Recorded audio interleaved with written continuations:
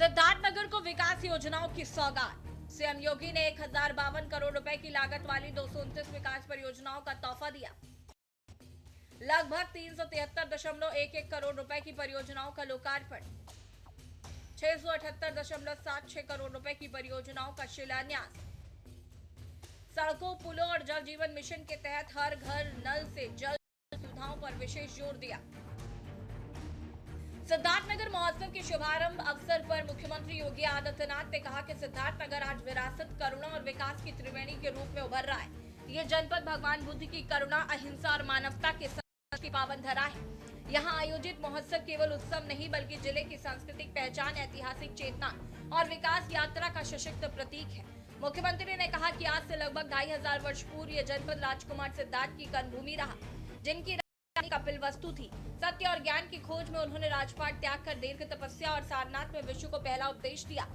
बुद्धम शरणम गच्छामि, धम्मम शरणम गच्छामि का संदेश आज भी मानवता को सही दिशा दिखाता है। उन्होंने कहा कि बुद्धि और विवेक के शक्ति का प्रयोग ही रचनात्मक और समरस समाज की स्थापना करता है। आज से 2500 वर्ष पहले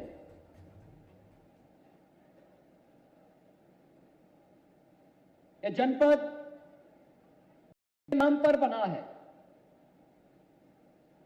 राजकुमार सिद्धार्थ,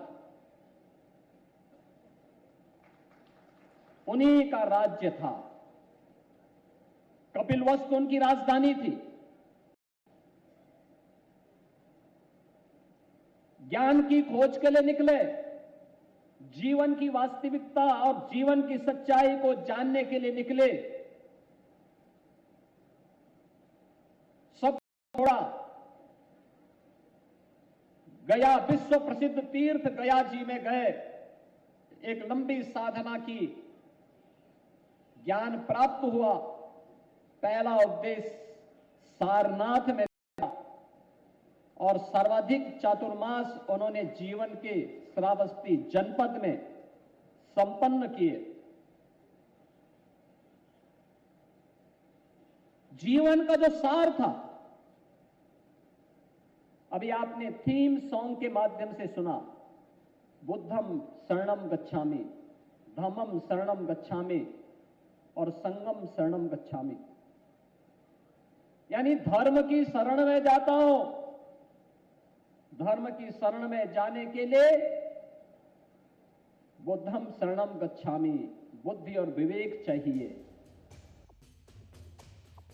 मुख्यमंत्री योगी आदित्यनाथ ने कहा कि सरकार की प्रतिबद्धता और जनप्रतिनिधियों के सतत प्रयासों से सिद्धार्थनगर को 1051.7 करोड़ रुपए की 229 विकास परियोजनाओं की सौगात मिली है।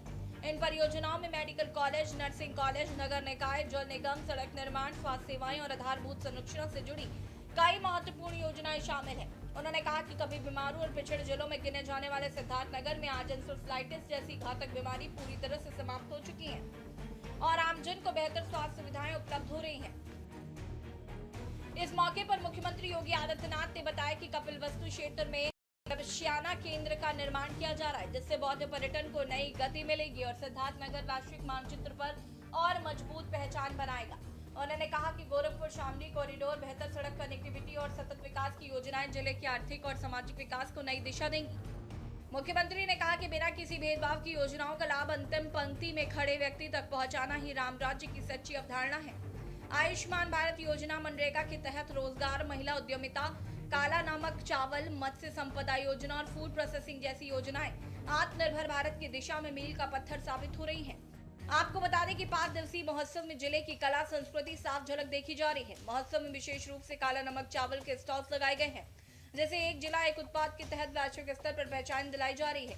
महोत्सव में 350 से अधिक स्टॉल स्थानीय हस्तशिल्प और ग्रामीण अर्थव्यवस्था का प्रदर्शन करते देखे जा सकते हैं। स्पेशल डेस्क के न्यूज इंडिया।